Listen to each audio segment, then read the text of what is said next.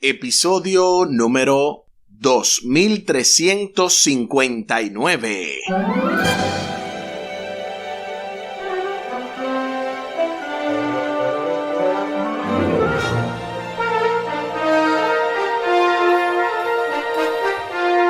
Saludos y bendiciones. Esto es Estudio Sistemático de la Biblia. Por la gracia de Dios estamos alcanzando este miércoles 21 de diciembre el juicio ejecutivo, avanzando en el marco de esta lección número 13, el proceso del juicio, con el texto a memorizar de 2 de Corintios 5:10. 2 de Corintios 5:10, porque es necesario que todos nosotros comparezcamos ante el tribunal de Cristo, para que cada uno reciba según lo que haya hecho mientras estaba en el cuerpo, sea bueno o sea malo. Durante esta semana hemos estado desarrollando esta importante lección, el proceso del juicio. Estuvimos viendo la introducción, lo que fue la lección del sábado, el juicio final, la parte del domingo. El lunes estuvimos viendo el juicio preadvenimiento, ese juicio que se da antes de la segunda venida de Cristo. Ayer, martes, estuvimos viendo el juicio durante el milenio. Y para hoy, el juicio ejecutivo. Vamos a seguir aprendiendo más y más aquí en Estudio Sistemático de la Biblia. Este es el Ministerio Audios de Bendición con Omar Medina, lo cual pues una vez más estaremos dando al final del programa el contacto para que usted se comunique con nosotros y pueda así compartir ya sea su testimonio, el saludo final o también alguna solicitud que desea hacer de cualquier asunto de nuestro programa. Les invito para que hablemos con nuestro Dios en oración. Buen Dios y eterno Padre, gracias te damos por la oportunidad de estudiar tu palabra.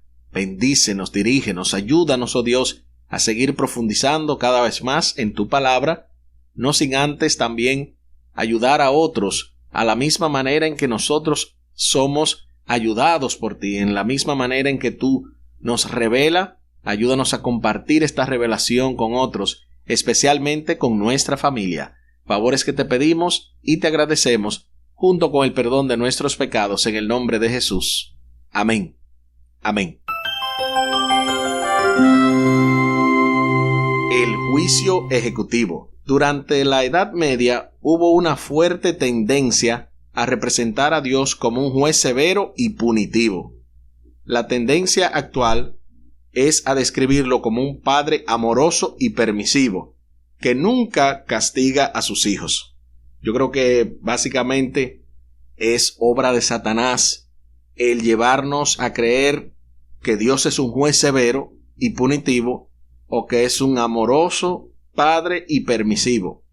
Es como nada más ver quizás los extremos cuando en realidad Dios es un Dios balanceado. Sin embargo, el amor sin justicia se convertirá en caos y anarquía, y la justicia sin amor se convertirá en opresión y subyugación. El proceso judicial de Dios es una combinación perfecta de justicia y misericordia, atributos que derivan de su amor incondicional. De paso, en el cielo, una de las cosas que se discutía es cómo Dios puede ser amoroso, pero a la vez justiciero, o sea, aplicar la justicia. Es algo que solamente Dios lo puede hacer en la manera en que Él nos enseña, y obviamente el enemigo y todo el mundo, todo el universo, no debe de tener ninguna duda al ver cómo Dios ha trabajado este tema del pecado. El juicio ejecutivo es la intervención punitiva final e irreversible de Dios en la historia de la humanidad.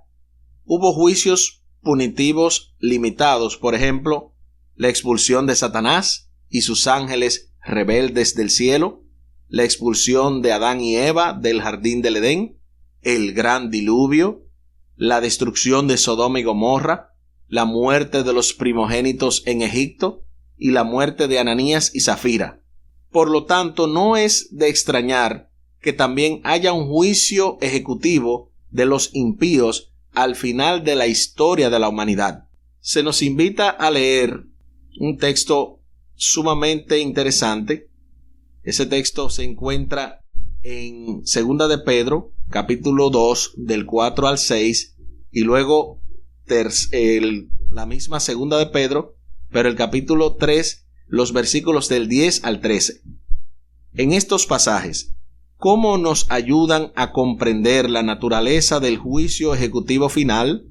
¿De qué modo sugieren la idea de la consumación del juicio y no su duración eterna, lo que sería una perversión de la justicia en vez de una expresión de ella?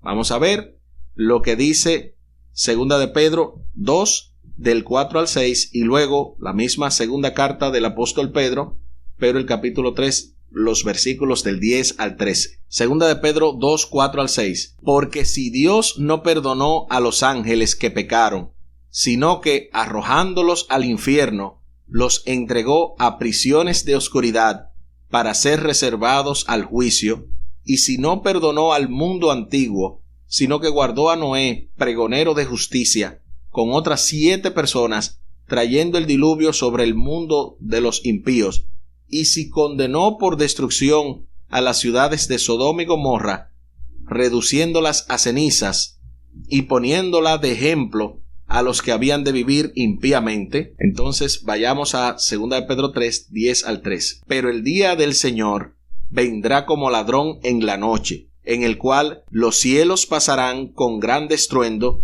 y los elementos ardiendo serán deshechos, y la tierra y las obras que en ella hay serán quemadas. Puesto que todas estas cosas han de ser deshechas, ¿cómo no debéis vosotros andar en santa y piadosa manera de vivir, esperando y apresurándoos para la venida del día de Dios, en el cual los cielos, encendiéndose, serán deshechos, y los elementos, siendo quemados, se fundirán? Pero nosotros esperamos, según sus promesas, cielos nuevos y tierra nueva, en los cuales mora la justicia.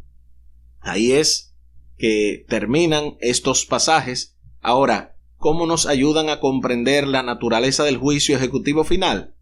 Se está mencionando que Dios no perdonó en la antigüedad ese tipo de pecados, no perdonó en este caso a los ángeles que pecaron, sino que ya lo está reservando para el fuego. También no perdonó al mundo antiguo, antediluviano, ¿verdad?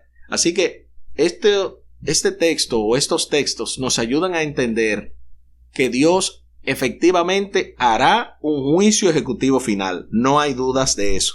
Ahora, ¿de qué modo sugieren la idea de consumación del juicio y no su duración eterna? ¿Por qué habla de una duración corta? Porque todos esos juicios fueron directos, empezaron y terminaron. En el día final, el juicio se hará de la misma manera. Tendrá un inicio, tendrá un final, porque de lo contrario sería una perversión de la justicia. O sea, ¿qué justicia hay que una persona que haya cometido pecados, vamos a decir, 80 años de su vida, y dure una eternidad, miles y miles y millones de años quemándose? Eso no da justicia. Pues precisamente estos textos sugieren la idea de una consumación del juicio, de un juicio final, de un juicio ejecutivo que tiene una duración ya directamente delimitada. Hay una cita que se encuentran en los manuscritos inéditos, pero específicamente esta cita se encuentra solamente en inglés, traducida al español, pero este tomo sería el tomo 12, en la página 208, dentro del subtema Los días de Noé. Repito, esto solamente está en inglés porque los manuscritos inéditos en español solamente llegan hasta el tomo 3, de los 21 que hay ya en inglés. Pero esta cita está traducida y evidentemente usted la puede comparar directamente en inglés en el tomo 12, la página 208, dentro del subtema Los días de Noé. Noten lo que dice esta poderosa cita. La bondad y la larga clemencia de Dios, su paciencia y su misericordia, ejercidas hacia sus súbditos, no le impedirán castigar al pecador que se negó a obedecer sus requerimientos. No le corresponde a un hombre, un criminal contra la santa ley de Dios, perdonado solo mediante el gran sacrificio que Dios hizo al dar a su Hijo para morir por los culpables, porque su ley era inmutable. No le corresponde entonces a un hombre dictarle a Dios. Ahí yo lo repetí esa parte para que tuviera sentido. Entonces, claramente esta cita indica que ningún ser humano debe atreverse a dudar o a estar recriminándole a Dios algún tipo de juicio, porque obviamente un Dios que se da por entero por un criminal como somos nosotros, criminales en el sentido de que hemos pecado, hemos sido a veces disolutos, hemos andado en nuestros propios deseos y aún así Dios nos perdona. Entonces, de esa manera, Dios evidentemente, por más clemente y por más bueno que sea, Él también ha de ejecutar su juicio. Todo lo que Dios pudo haber hecho para salvar a la humanidad de la perdición eterna, lo hizo. Incluso a un gran costo personal. Los que se pierden, en última instancia, tomaron decisiones que los llevaron a este final desafortunado. No fue que Dios lo condenó, sino que esa misma persona se autoexcluyó del cielo. La idea de que el juicio de Dios sobre los perdidos, incluso de la aniquilación de los perdidos y no el tormento eterno, va en contra del carácter de un Dios amoroso. Es simplemente errónea. Esa idea de que Dios no va a aniquilar a los perdidos es errónea, porque Dios, por más que nos ama, aborrece el pecado. De hecho, yo estuve mencionando esta semana que cuando uno ve el carácter de Dios, y yo creo que fue especialmente lo del juicio preadvenimiento, cuando ve que Dios le da ese castigo eterno, esa condenación a esa persona, es porque incluso su amor no tiene ningún tipo de variación. El hecho es que si esa persona no quiere estar con Dios, entonces recibe el castigo porque ella misma está pidiéndolo, ella misma está demandándolo. No es un asunto arbitrario de Dios, no es un asunto de que Dios está haciendo un juicio sin elementos, sin causa, sino que le está dando a la persona lo que esa persona está pidiendo.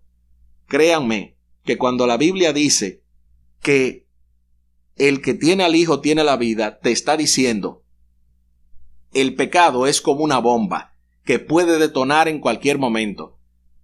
Al estar en Jesús, Él es el único que puede neutralizar el poder de esa bomba. Él es el único que puede desconectar los efectos de esa bomba del pecado. Pero si tú te alejas de Él, ¿cómo puede Él resolver el problema que tú tienes? El problema que yo tengo.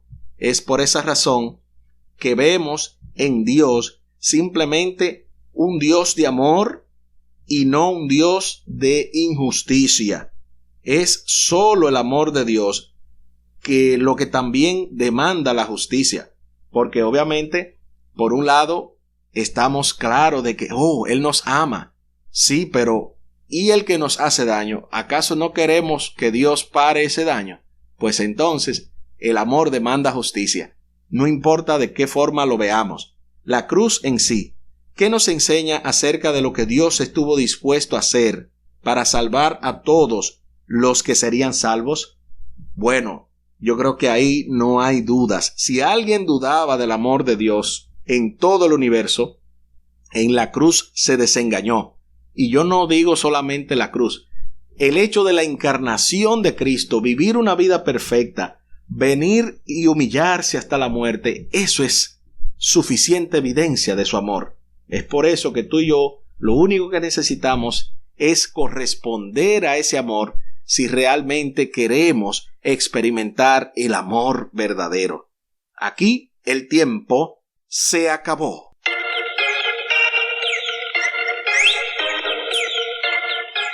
¿Qué hemos aprendido hoy? Hemos aprendido que el juicio ejecutivo no es un acto arbitrario de Dios, por el contrario, es una mezcla de misericordia, de justicia, de amor y a la vez de poder ejercer el derecho que todo ser humano tiene. Hay seres humanos que quieren la muerte, Dios se la da. El que quiere la vida también. Es algo maravilloso desde el punto de vista de que Dios no le da a nadie lo que esa persona no quiere. Les invito para que hablemos con nuestro Dios en oración. Buen Dios y eterno Padre, gracias te damos porque en tu palabra encontramos suficiente evidencia para ver el equilibrio y el balance que provienen de ti. Ayúdanos a vivir ese tipo de vida que tú deseas, no creyendo que tú lo perdonas todo para nosotros vivir vidas cualquiera, pero tampoco que creamos que tú no nos vas a perdonar si hemos fallado. Ayúdanos a mantener una cosmovisión correcta, una visión clara de lo que tú esperas de nosotros. Y si fallamos, ayúdanos a también confiar en que tú eres un Dios amoroso que estás dispuesto a perdonarnos. Que eso del juicio ejecutivo solamente se aplique para el enemigo y para las personas que ya tengan esa decisión, pero que a nosotros tú nos ayudes a mantenernos firmes aunque se desplomen los cielos. Ayúdanos para que esto se refleje y sea productivo también en nuestras familias, porque te lo pedimos por los méritos sagrados de Cristo Jesús. Amén. Amén.